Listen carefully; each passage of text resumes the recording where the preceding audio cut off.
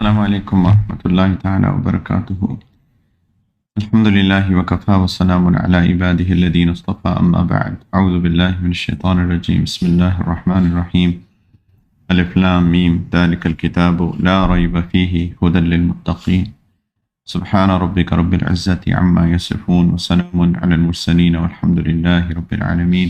اللہم صلی علی سیدنا و نبینا محمد وعلی آل سیدنا و حبیبنا محمد وبارک وسلم ولا حول ولا قوة الا باللہ۔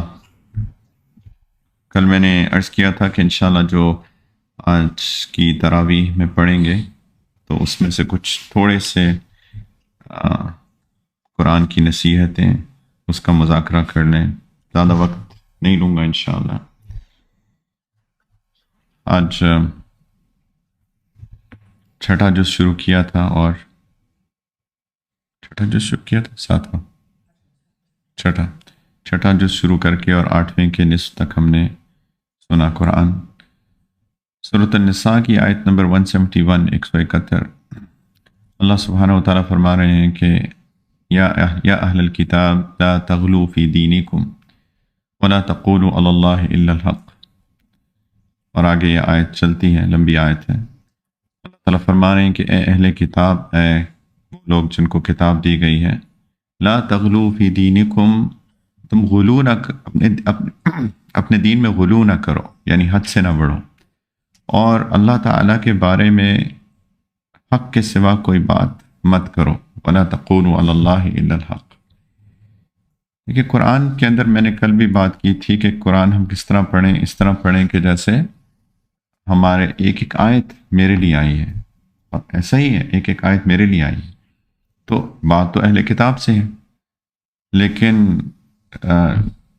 کیا یہ میرے لیے نہیں ہے؟ ظاہری بات ہے میرے لیے بھی ہے کہ جو اہل کتاب کو بتایا گیا ہے، اہل کتاب سے جو خطاب ہے وہی خطاب میرے لیے بھی ہے کہ ان کو جو باتیں کرنے کو کہی گئی ہیں وہ ہم بھی کریں، اور جو باتیں ان کو منع کرنے کو کہی گئی ہیں وہ ہم بھی اس سے منع ہوں۔ تو اللہ تعالیٰ فرما رہے ہیں اہل کتاب سے کہ اپنے دین میں غلو مت کرو، اپنے دین میں حد سے مت بڑھو، ایگزاجریٹ مت کرو۔ یہ اگر ہم اپنے تھوڑا سا محاسبہ کریں تو ہم بہت چیزوں کے اندر ایگزاجریٹ کر جاتے ہیں، بہت ساری چیزوں کے اندر غلو کر جاتے ہیں۔ دیکھیں ہمارے پاس ایک معیار ہے، وہ ہے قرآن اور سنت، بس تیسرا کوئی معیار نہیں ہے، قرآن ہے اور سنت ہے۔ قرآن اور سنت کے دائرے کے باہر جو بھی چیز ہے وہ دین کے اندر غلو ہے، وہ دین کے اندر ایگزاجریشن ہے۔ نبی کریم علیہ السلام، اہل کتاب ان میں نصارہ نے سیدنا عیسیٰ علیہ السلام کی محبت میں اتنا غلو کیا کہ معاذ اللہ ان کو خدا کا بیٹا بنا دیا، اعوذ باللہ۔ اگر آپ قرآن کے اندر دیکھیں تو سب سے زیادہ اللہ تعالیٰ نے جس چیز پہ ناراضگی کا اظہار کیا ہے وہ اس چیز پہ ہے کہ لوگوں نے خدا کا بیٹا بنا دیا۔ اس اللہ تعالیٰ کی سخت ناراضگی ہے، اور یہ کس وجہ سے ہوا؟ غلو سے، ایگزاجریشن سے، کہ اللہ کے نبی کی محبت، سیدنا عیسیٰ علیہ السلام اللہ کے نبی تھے، ان کی محبت میں حد سے آگے بڑھ کر ان کو خدا کا بیٹا بنا دیا۔ نعرہ تو بہت جس نے لگایا وہ تو بڑا اپنی طرف سے بہترین نعرہ لگا کے لوگوں کو کہ دیکھو تم خدا، وہ تو اتنے عظیم ہے کہ معاذ اللہ ثم معاذ اللہ خدا کے بیٹے۔ لیکن حد سے بڑھنے کی بات ہے، کیونکہ اللہ تعالیٰ نے اس سے منع فرمایا کہ لم یلد ولم یولد، نہ خدا کا بیٹا ہے نہ باپ ہے۔ تو حد سے بڑھنا، شریعت اور سنت معیار ہے، پلیز اس کو سمجھیں۔ جو بھی شریعت اور سنت سے ہٹ کے بات کرے گا وہ غلو ہے دین کے اندر، اور بہت ساری چیزوں میں اس کے پر بات کریں تو بے تحاشا مثالیں ہو سکتی ہیں جس کے اندر ہم لوگ غلو کرتے ہیں اور حد سے بڑھ جاتے ہیں۔ کئی چیزیں مثال کے طور پہ میں مثالیں دیتا ہوں کہ ابھی 15 شعبان گزری، جس کو لیلۃ البراءہ کہتے ہیں، اردو میں شب برات کہتے ہیں۔ اس کے اندر جو ہمارے کام ہوتے ہیں بحیثیت امت، بحیثیت بر صغیر پاکستانی ہندوستانی، کہ کس طریقے سے ہم لوگ اس دن عجیب خرافات کرتے ہیں، حلوے بانٹ رہے ہیں اور پتہ نہیں کیا کیا کر رہے ہیں، جس کا دین کے اندر کوئی تعلق نہیں ہے۔ یہ غلو ہے دین کے اندر، یہ دین کے اندر غلو ہے۔ اور بھی بہت ساری مثالیں دی جا سکتی ہیں کہ دین کے اندر غلو کیسے ہوتا ہے۔ کئی چیزیں ہیں اس سنت میں بہت طریقے سے وہ چیز آتی ہے، لیکن کچھ لوگوں کو اپنی جہالت میں چونکہ ان کو ایک ہی چیز پتہ ہے، وہ کہتے ہیں کہ بس یہی چیز ہے، اور جب وہ بس یہی چیز کرتے ہیں اور ان کی جہالت ہے، ان کو پتہ نہیں ہے کہ اس کے علاوہ بھی سنت میں اور طریقے بھی آئے ہیں، تو وہ اس چیز پہ اتنے ایڈمنٹ ہو جاتے ہیں، اتنے پکے ہو جاتے ہیں کہ وہ دوسروں کو غلط اور برا کہنا سمجھ شروع ہو جاتے ہیں۔ یہ دین کے اندر غلو ہے، ایگزیجریشن ہے۔ کل ہم بات کر رہے تھے وَاعْتَصِمُوا بِحَبْلِ اللَّهِ جَمِيعًا وَلَا تَفَرَّقُوا کی، کہ اللہ کی رسی کو مضبوطی سے سب مل کر تھام لو اور تفرقے میں مت پڑو، پھوٹ مت ڈالو۔ وہ پھوٹ ڈلنے کا ایک وجہ کل ہم نے بات کی تھی، جہالت ہوتی ہے کہ لوگوں کو علم ہی نہیں ہے کہ بہت سارے طریقے ہیں۔ مثال کے طور پہ لوگوں کو ایک سنت طریقہ آتا ہے کھانے کا کہ ایک ٹانگ کھڑی کریں، ایک بچھائیں اور کھائیں۔ اگر کوئی بھی دوسرے طریقے کے ساتھ کھائے گا تو اس کو کہیں گے یہ تم سنت کی اتباع نہیں کر رہے، رائٹ۔ کچھ لوگ اگر مثال کے طور پہ چاول کھا رہے ہیں، ہاتھ سے کھا رہے ہیں لیکن چمچ کا استعمال کر رہے ہیں، لوگ کہتے ہیں کہ یہ سنت کی اتباع نہیں کر رہے۔ یہ سب غلو ہیں، دین کے اندر غلو ہیں یہ۔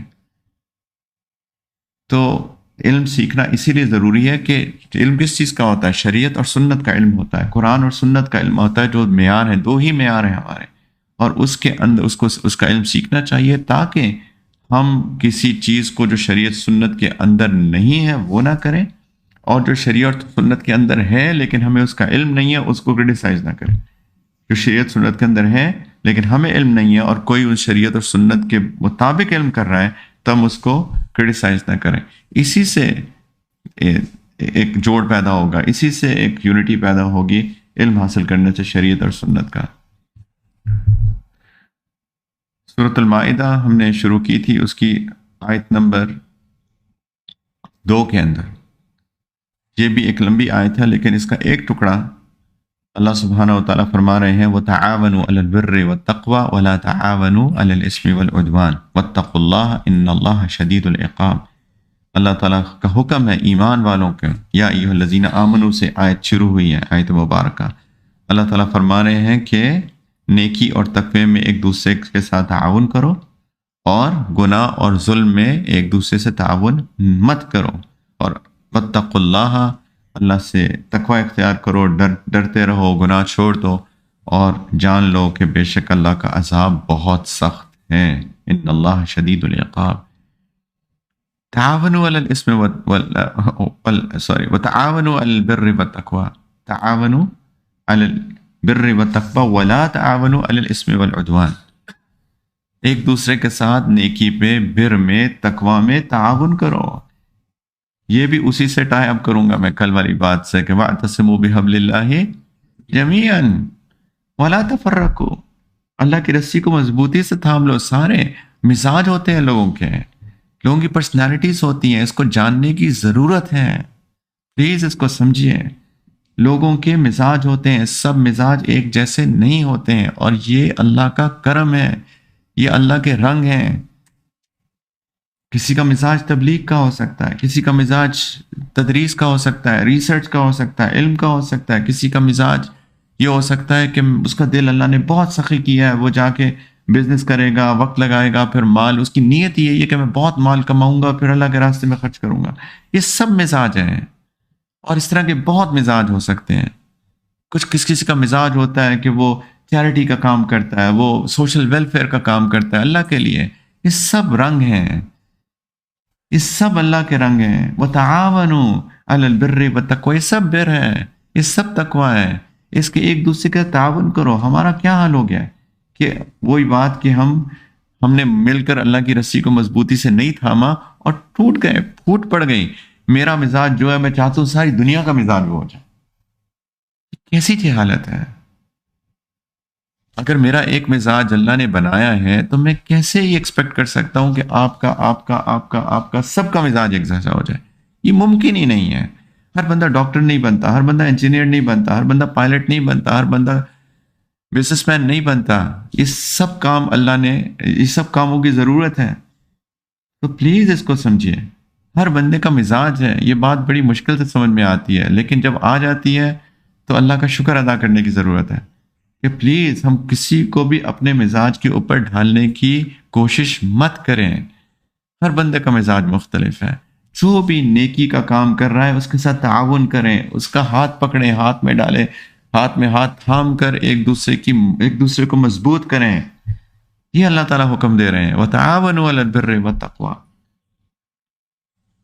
اور دوسری بات کہ نیکی کے کاموں میں تعاون کرو اور برائی کے اور ظلم کے کاموں میں ایک دوسرے کے تعاون نہ کرو۔ کتنی بدقسمتی کی بات ہے کہ کوئی بندہ نیکی کا کام کرنا چاہتا ہے اور لوگ اس کے ساتھ تعاون نہیں کرتے ہیں۔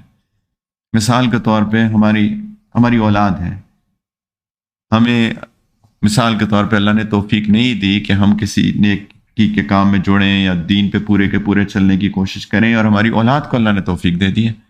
میری بیٹی ہے، وہ چاہتی ہے کہ وہ پردہ کرے مثال کے طور پہ۔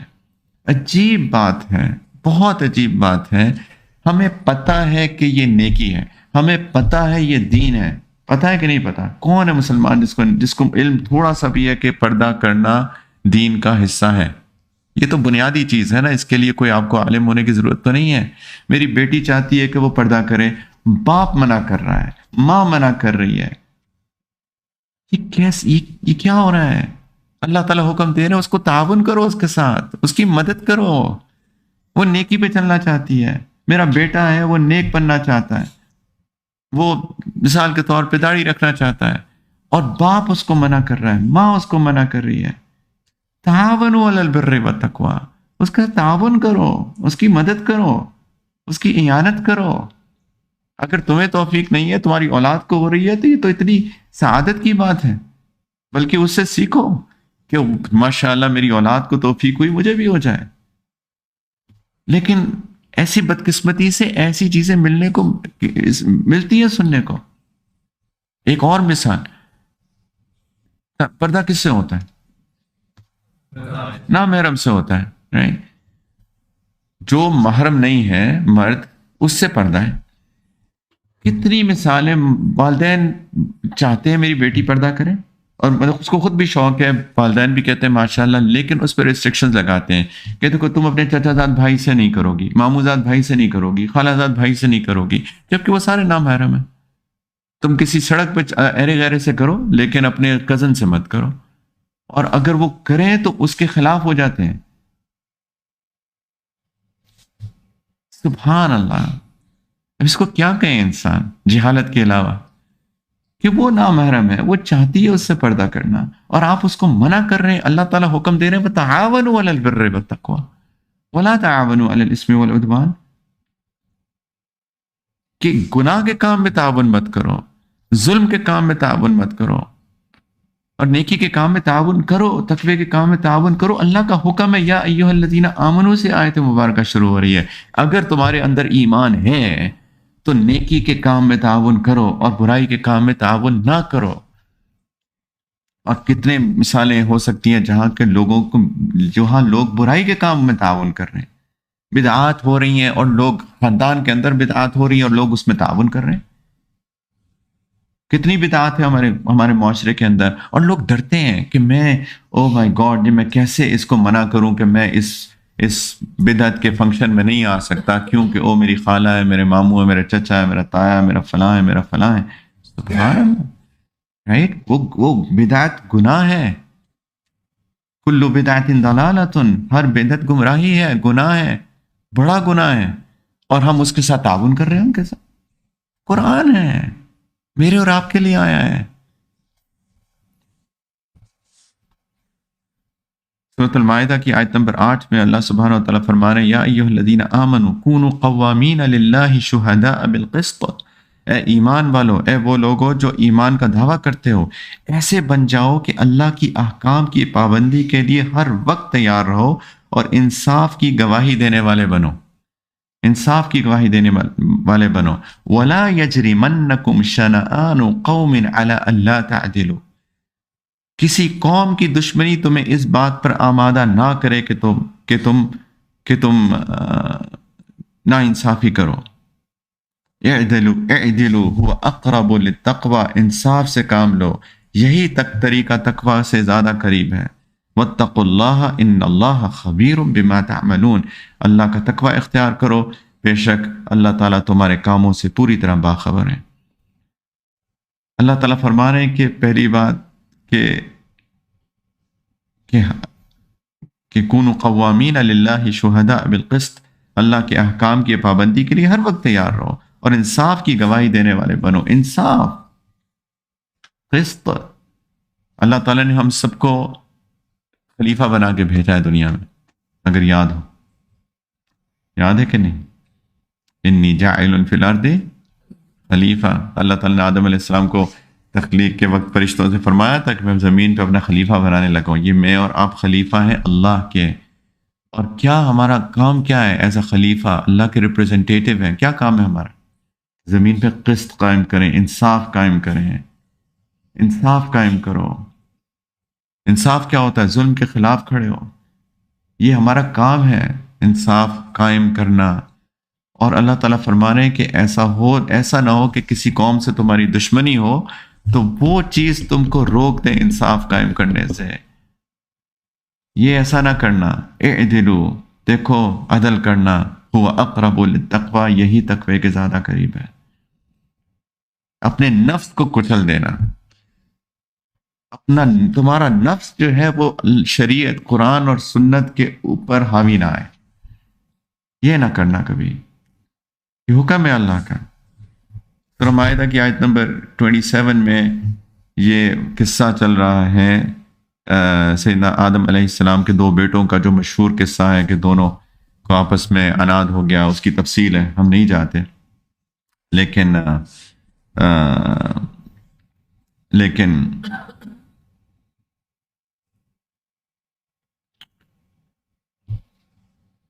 تفصیل میں جائے بغیر دونوں نے سوچا کہ ہم ایک قربانی پیش کریں گے، جس کی قربانی قبول ہو گئی وہ ٹھیک ہوگا اور دوسرا بندہ غلط ہوگا۔ تو دونوں میں ایک ڈفرینس اوپینین ہو گیا، ایک اختلاف ہو گیا، اور دونوں نے کہا کہ چلو قربانی اللہ کو پیش کرتے، جس کی قربانی قبول ہو گئی وہ ٹھیک ہے، دوسرا غلط ہے۔ تو وہ جو بندہ ان میں سے دونوں ٹھیک تھا، جو حابیل تھا وہ ٹھیک تھا، اس نے قربانی دی، وہ اللہ کی طرف سے قبول ہو گئی، اور قابیل کی نہیں ہوئی۔ تو اللہ تعالیٰ اس قصے کو بیان کرتے ہوئے فرما رہے ہیں کہ اذ قربا قربانا فتقبل من احدهما ولم يتقبل من الاخر، کہ جب دونوں نے ایک ایک قربانی پیش کی، ان میں سے ایک کی قربانی قبول ہو گئی، دوسرے کی قربانی قبول نہیں ہوئی۔ تو جس کی قربانی قبول نہیں ہوئی، قابیل کی، قال لاقتلنک، تو اس نے کہا کہ میں تمہیں قتل کر دوں گا۔ تو جو پہلا تھا حابیل، قال انما یتقبل اللہ من المتقین، اس نے کہا کہ اللہ ان لوگوں سے قربانی قبول کرتے ہیں جو تقوی والے ہوتے ہیں۔ ان لوگوں کی سے قبول کرتے ہیں، کوئی بھی ویسے ایک قربانی کا چونکہ بیک گراؤنڈ چل رہا ہے اس لیے قربانی کی بات ہے، لیکن جنرلی اللہ تعالیٰ ان لوگوں سے قبول کرتے ہیں جو تقوی والے لوگ ہوتے ہیں۔ ہم نے آج روزہ رکھا، ابھی ہم نے تراویح پڑھی، آج کوئی نیک کام کیا ہوگا، قرآن کی تلاوت کی ہوگی، وغیرہ وغیرہ وغیرہ، جو بھی ہم لوگ رمضان المبارک میں کوشش کر رہے ہیں، اور ہمارا گول کیا ہے کہ اللہ تعالیٰ ان سب کو قبول کر لے۔ ورنہ تو روزہ رکھنا، کھایا نہیں ہے، پیا نہیں ہے، تو بھوکا پیاسا رہنے والی بات ہے۔ اگر اللہ قبول نہیں کرے بیکار ہے۔ یہ تراویح 2.5 گھنٹے ہم لوگ کھڑے رہے ہیں، یہ سب معاذ اللہ بیکار ہو جائے گی اگر اللہ قبول نہیں کریں گے۔ لوگ خرچ کرتے ہیں اللہ تعالیٰ کے لیے، لیکن معاذ اللہ اگر اللہ قبول نہ کرے تو ضائع ہو گیا سارا مال۔ اور بھی جو لوگ کر رہے ہیں، پڑھا رہے ہیں، پڑھ رہے ہیں، وغیرہ وغیرہ، وہ سب بیکار ہے اگر اللہ قبول نہیں کرے۔ یہاں پہ اللہ تعالیٰ ایک کرائٹیریا بتا رہے ہیں کس کی طرح سے قبولیت ہوتی ہے۔ اللہ تعالیٰ فرما رہے ہیں متقین کی قبول ہوتی ہے۔ متقین کون ہے؟ تقوی والے لوگ جو پورے کے پورے شریعت اور سنت پہ عمل کرتے ہیں، وہ ہیں تقوی والے لوگ۔ اور آگے چل کے اللہ تعالیٰ نے، آج ہی ہم نے سنا، اللہ تعالیٰ نے فرمایا وَذَرُوا ظَاهِرَ الْإِثْمِ وَبَاطِنَهُ، کہ ظاہری گناہ بھی چھوڑ دو اور باطنی گناہ بھی چھوڑ دو۔ ظاہری گناہ بھی چھوڑ دو، باطنی گناہ بھی چھوڑ دو۔ یہ ہے تقوی، کہ ظاہر کے جتنے گناہ ہیں، نظر کا گناہ، بیکار چیزیں، بے حیائی کی چیزیں جو انسان آنکھ سے دیکھتا ہے، زبان سے جو بری باتیں کرتا ہے، گالیاں دیتا ہے، جھوٹ بولتا ہے، لوگوں کو برا بھلا کہتا ہے، غیبت کرتا ہے، یہ سب زبان کے گناہ۔ کان کے گناہ، ان کو سننا، بے حیائی کی باتیں سننا، غیبت سننا، گانے سننا، وغیرہ وغیرہ، شرمگاہ کے گناہ ہیں وغیرہ، سارے یہ ظاہری گناہ ہیں۔ اور باطنی گناہ کیا ہے؟ حسد، تکبر، دنیا کی بیجا محبت، ایسی بیجا محبت جو انسان کو شریعت سنت پہ چلنے سے روک دے، یہ بیجا محبت۔ رشوت لے رہا ہے، جھوٹ بول رہا ہے، خیانت کر رہا ہے، دھوکہ دے رہا ہے، وغیرہ۔ تکبر ہو، اپنے آپ کو دوستوں سے بڑا سمجھیں، حسد ہو لوگوں سے، بدگمانیاں ہو لوگوں سے، یہ سارے دل کے گناہ ہیں، یہ باطنی گناہ ہے۔ اللہ تعالیٰ کا حکم ہے ان سب کو چھوڑ دو، یہ ہے تقوی۔ جو بندہ اس کی محنت کرتا ہے اس کی قبول ہوتی ہے۔ انما یتقبل اللہ من المتقین، اللہ تعالیٰ تقوی والوں کی قبول کرتے ہیں۔ کتنی ضرورت ہے کہ ہم سارے لوگ گناہوں سے توبہ کریں، تاکہ ہماری یہ جو ساری محنت ہے رمضان المبارک کی اور اس کے علاوہ جو بھی ہم لوگ کرتے ہیں اس سے وہ قبول ہو۔ قرآن ہے سورۃ المائدہ میں ہی آیت نمبر 54 میں، سبحان اللہ، اللہ سبحانہ تعالیٰ فرما رہے ہیں کہ یا ایھا الذین آمنو، اے وہ لوگوں جو ایمان کا دعویٰ کر رہے ہو، اے ایمان والو، من یرتد منکم عن دینہ، اگر تم میں سے کوئی اپنے دین سے پھر گیا، ایمان والے ہو، اگر کوئی تم میں سے دین سے پھر گیا، ایک تو بہت ڈر کا مقام ہے، کوئی گارنٹی نہیں ہے کہ آج ایمان ہے تو کل بھی ہوگا۔ پلیز اس کو سمجھیں، یہ کوئی مذاق نہیں ہے، یہ بہت خطرہ ہے۔ شیطان ڈاکے، قرآن بھرا پڑا ہے شیطان اور شیطانی قوتیں، شیطان اور شیطانی قوتیں، وہ ہم سب کے ایمان پر ڈاکہ مارنے کے پیچھے پڑے ہوئے۔ قرآن بھرا پڑا ہے اس سے، بار بار اللہ تعالیٰ ہمیں یاد کرواتے ہیں کہ یہ تمہارے ایمان کے پیچھے ہیں، اور یہ تمہارے ایمان پہ ڈاکہ مارنے کے پیچھے ہیں، بچ کے رہو ان سے، استحضار کے ساتھ رہو، اللہ کی پروٹیکشن میں رہو۔ کوئی گارنٹی نہیں ہے، رونا چاہیے اللہ سے بھیک مانگنی چاہیے ایمان کی سلامتی کی، ایمان پہ خاتمے کی، ایمان پہ استقامت کی۔ اے ایمان والو، من یرتد منکم عن دینہ، اگر تم میں سے کوئی اپنے دین سے پھر گیا تو اللہ تعالیٰ فرما رہے ہیں فسوف یأتی اللہ بقوم، یعنی تو اللہ تعالیٰ ایسے لوگ لے آئیں گے۔ دوسرے الفاظ میں اللہ کو تمہاری کوئی ضرورت نہیں ہے، تم کیا احسان کر رہے ہو اللہ پہ ایمان لا کے اور کوئی نیک بن کے؟ اگر تم پھر گئے تو جاؤ، اللہ کچھ تمہیں ریپلیس کر دیں گے، اللہ تعالیٰ تمہیں ریپلیس کر دیں گے، اللہ ایسے لوگ لے آئیں گے۔ اور پھر اللہ تعالیٰ نے ان کی کوالٹیز بتائی ہیں، کیسے لوگ اللہ لے کے آئیں گے، یحبہم ویحبونہ، کہ اللہ ان سے محبت کریں گے، وہ اللہ سے محبت کریں گے۔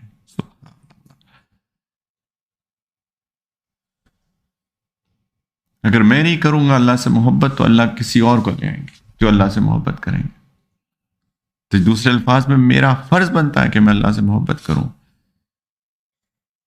اچھا، یہ بھی بڑی عجیب بات ہے، پہلے اللہ تعالیٰ نے کیا فرمایا، یحبہم، اللہ ان سے محبت کریں گے، ویحبونہ، اور وہ اللہ سے محبت کریں گے۔ اللہ تعالیٰ نے پہلے اپنی محبت کا ذکر کیا ہے، اور اس پہ ہمارے مشائخ نے بڑا ایک عجیب نقطہ اٹھایا ہے کہ جو لوگ اللہ سے محبت کرتے ہیں، اصل میں یہ دلیل ہے کہ اللہ ان سے محبت کرتے ہیں، کیونکہ پہلے اللہ محبت کر رہے ہیں، پھر وہ اللہ سے محبت کر رہے ہیں۔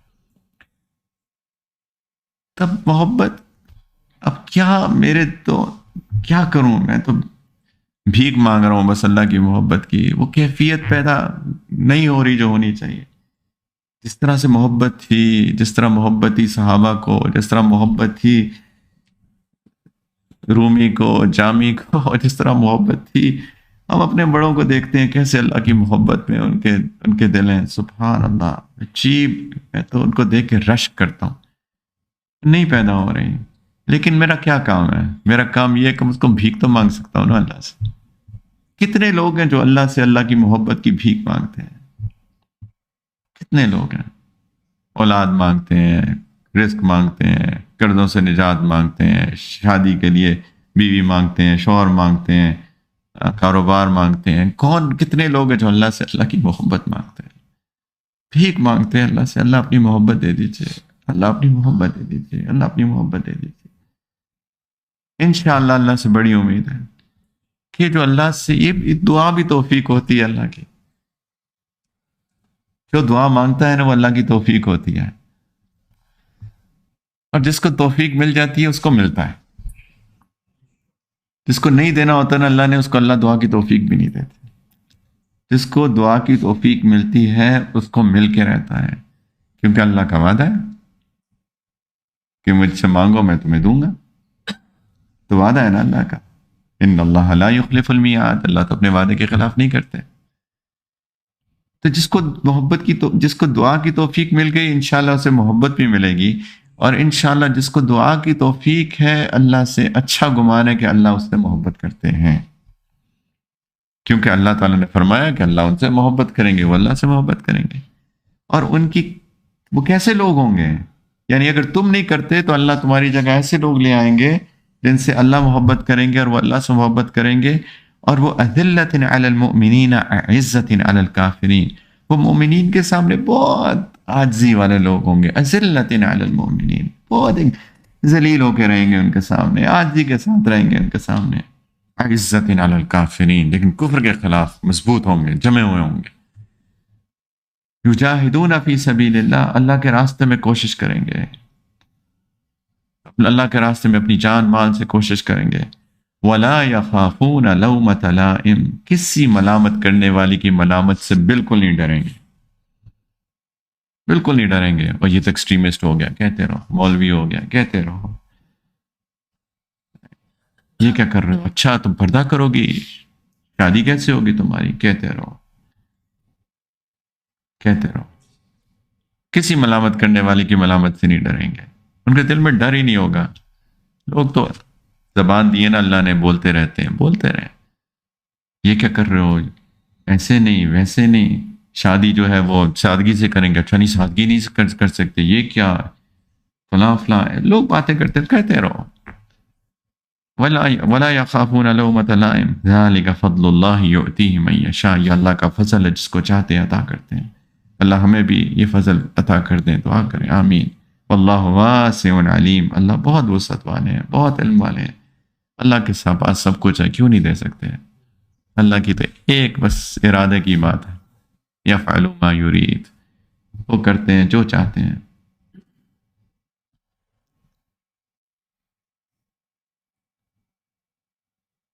سورہ مائدہ کی آیت نمبر 63، میرے علم پڑھنے والے بھائیوں بہنوں بچوں بچیوں سے ایک اپنے لیے بھی مذاکرہ، ایک یاد دہانی۔ اللہ تعالیٰ فرما رہے ہیں کہ لولا ینہاہم الربانیون والاحبار عن قولہم الاثم واکلہم السحت لبئس ما کانوا یصنعون۔ اہل کتاب سے، بنو اسرائیل سے خطاب ہے، اور ہم میرے اور آپ سے خطاب ہے۔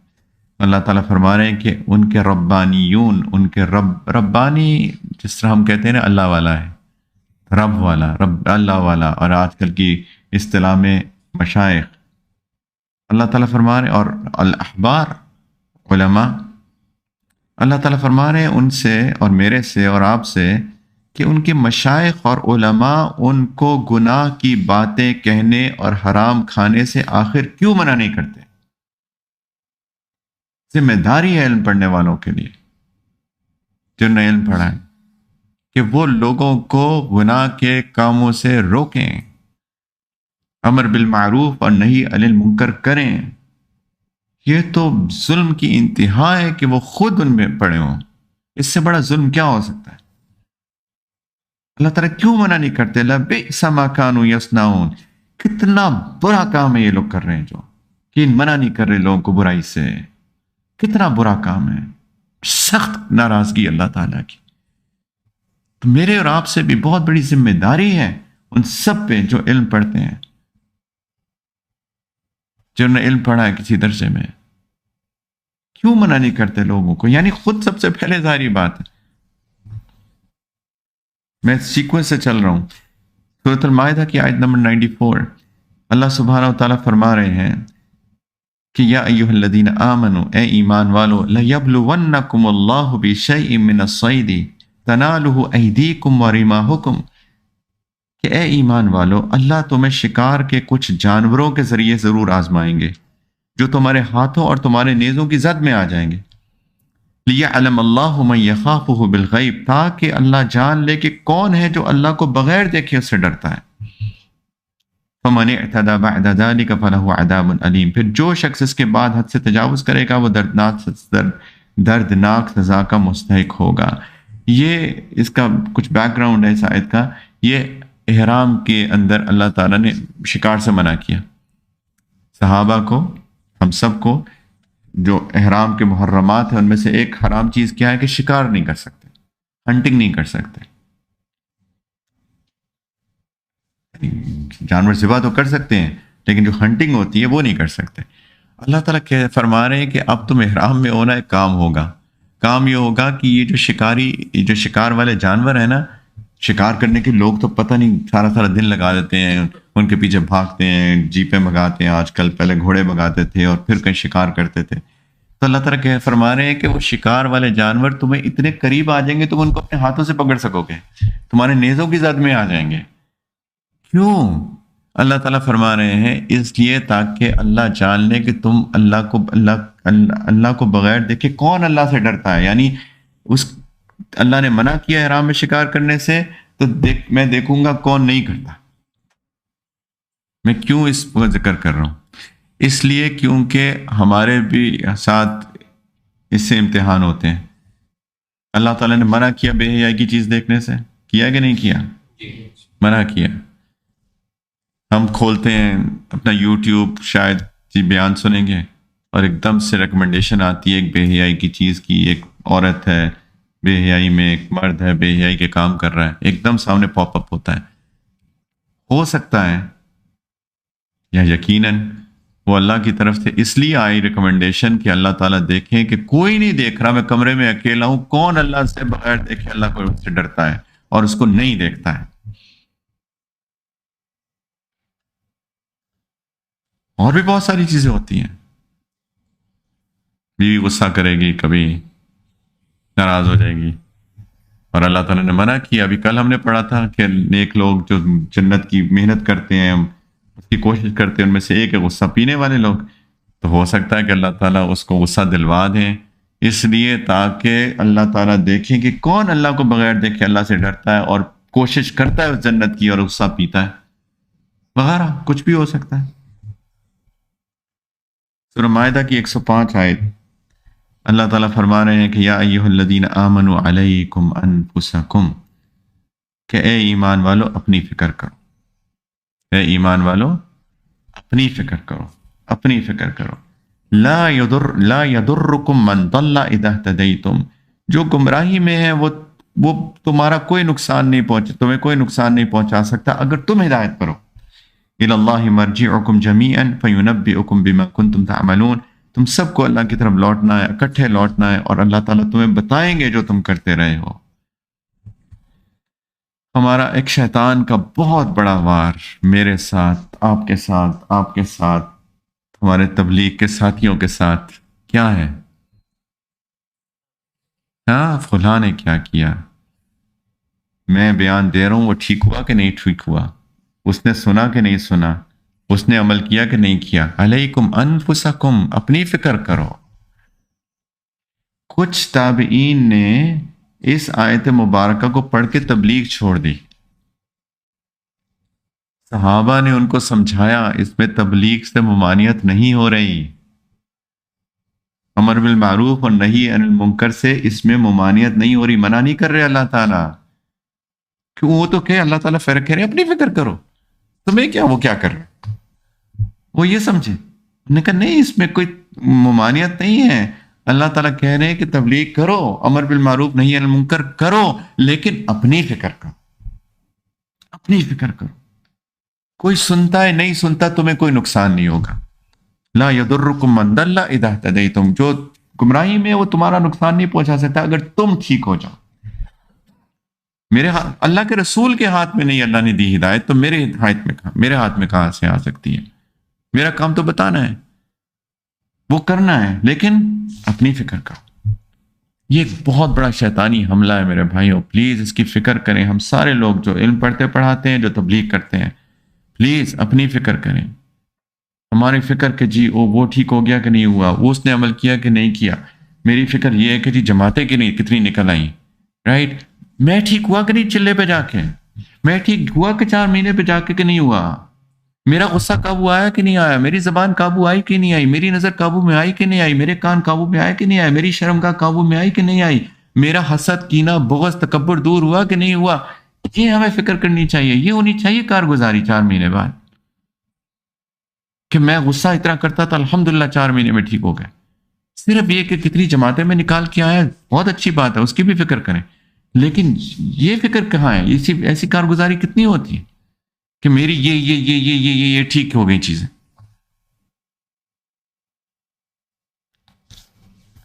یہ میں نے اپنے بڑوں سے سنی ہے باتیں، میں کوئی اپنی طرف سے نہیں بات کر رہا.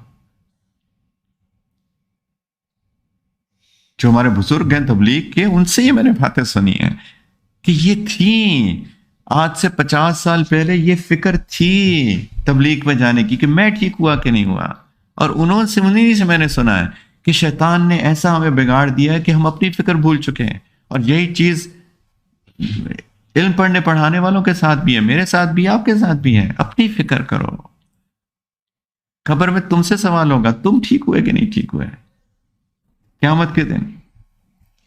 اللہ تعالیٰ ہم سب کو عمل کی توفیق عطا فرمائے. کچھ چیزیں تھوڑی سی باتیں آف کورس احاطہ نہیں کیا ان 2.5 پاروں کا، لیکن چونکہ مقصد تھا کہ تھوڑے محدود وقت کے اندر کچھ مذاکرہ، تو لیکن مقصد میرے بھائی قرآن میں نے بھی پڑھنا ہے، آپ نے بھی پڑھنا ہے، میں نے بھی سمجھنا ہے، آپ نے بھی سمجھنا ہے. یہ ہم سب کی انفرادی ذمہ داری ہے، یہ ہم سب پہ فرض عین ہے، انفرادی فرض ہے کہ میں اور آپ قرآن کو سمجھیں، اللہ کا کلام سمجھیں، شریعت کو سمجھیں، سنت کو سمجھیں اور اس پہ عمل کریں، اپنی زندگی میں لے کر آئیں. وآخر دعوانا ان الحمد للہ رب العالمین. سبحان اللہ وبحمدہ، سبحانک اللہم وبحمدک، اشہد ان لا الہ الا انت، استغفرک واتوب الیک. السلام علیکم.